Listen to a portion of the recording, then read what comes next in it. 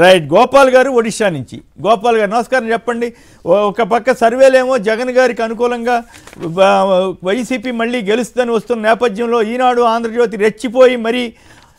YCP ప్రభుత్వం మీద బురద జల్లుతూ ఐటీ కంపెనీలు రావట్లేదని ఒక పచ్చి అబద్ధపు వార్తను రాస్తున్నాయి మీరేమంటారు అయ్యా మాకు ప్యానల్లో ఉన్న పెద్దలందరికీ నమస్కారం అయ్యా నమస్కారం అయ్యా మాకు ఒరిస్సాలో ఉండి ఒకప్పుడు మేము ఆంధ్రాలో ఉండేవాళ్ళం అయ్యా మేము మల్కనగిరి జిల్లా అంటే మేము ఇప్పుడు ఆంధ్రాలో ఎందుకు లేవని బాధపడుతున్నాం అయ్యా ఎందుకు అంటే ఆంధ్రాలో ఉంటే ఇక్కడ అన్ని జగన్ గారు చూసినట్టు అన్ని బాగుంటాయి విద్య వైద్యం అన్ని బాగుంటాయి అనేసి బాధపడుతూ ఉంటాయి ఒడిశాలో ఈ స్కీమ్స్ ఏమి లేవు అక్కడ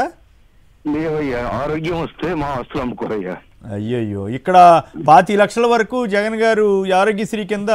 ప్రజలకు కేటాయిస్తున్నారు డెంగ్యూ వచ్చే మా దగ్గర మా కుటుంబం తాలూకాలు 3 చనిపోయారయ్యా అయ్యయ్యో మరి ప్రభుత్వ పరంగా ఏం చర్యలు ఉండవు అక్కడ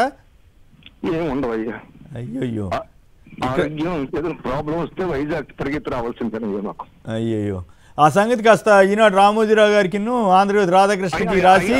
బుద్ధి జ్ఞానం లేకుండా వార్తలు రాయొద్దని చెప్పండి దయచేసి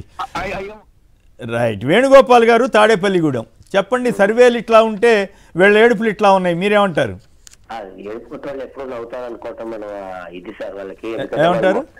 ఏడుపు కొట్టోళ్ళు ఎప్పుడు నవ్వుతారని ఎక్స్పెక్ట్ చేయకూడదు కదా సార్ అంతేనా వాళ్ళ మొక్కలు ఎప్పుడు ఏడిపోయి ఉంటుంది ఇంకోటి మంచి అప్డేట్ చెప్తాను మీకు ఇంట్రెస్టింగ్ ఇప్పుడు మొన్న ఈ తెలుగుదేశం పార్టీకి సంబంధించి జనసేన సంబంధించిన అన్ని కార్యక్రమాలన్నీ రామోజీరావు గారు ఆంధ్రజ్యోతి రాధాకృష్ణ లోకేష్ బాబు కలిపి నడిపిస్తున్నారు సార్ ఈ సర్వేలన్నీ బయట పెట్టుకున్నారు వచ్చాయి సర్వేలన్నీ తెలిస్తే వాళ్ళకి ఇందులో కూడా ఏమీ రావట్లేదని తెలిసిపోయేసరికి ఇంకొకటి ఏంటంటే ఈ ఇద్దరు కలిపి ఏం చేశారంటే బీజేపీలో పంపించిన ఇద్దరు పెద్ద కోవట్లు ఉన్నారు కదా వాళ్ళకి చివాట్లు పెట్టారంట మిమ్మల్ని పంపించిన పని ఏంటి మీరు పొత్తు పెట్టించడానికి ఆ మాత్రం చేయలేకపోయారు ఇప్పుడు రాజ్యసభ అడుగుతున్నారు అది అడుగుతున్నారు ఇది అడుగుతారంట వచ్చేసరికి వాళ్ళు అంటారంట మేము మట్టుకు ఏం చేయము మీరు అంత దాకా తెచ్చుకున్నారు దానికి మేమేం చేయలేకపోతున్నాం అక్కడ అన్నారంట ఓకే వెంకట్ గారు నమస్కారం చెప్పండి సర్వేలేమో జగన్ గారికి అనుకూలంగా ఉంటే ఈనాడు ఆంధ్రజ్యోతి ఏమో తెగ అబద్ధాలు రాసేస్తున్నాయి అప్పుడు చంద్రబాబు గారి టైంలో ఏపీలో ఏదో వచ్చినట్టు ఇప్పుడు రానట్లు ఐటీ కంపెనీలు ఓ పక్క ఇన్ఫోసిస్కి మొన్న మధ్య కదా జగన్ గారు వెళ్ళి ఓపెన్ చేసింది అయినా కూడా ఇట్లా ఎందుకు రాస్తున్నారు వాళ్ళు ఇంత దుర్మార్గంగా వారానికో రోజు మళ్ళీ పైగా వెంకట్ గారు నమస్కారం సార్ నమస్కారం జనాలు అబద్ధాలు నమ్మే రోజులు ఇప్పుడు కావు సార్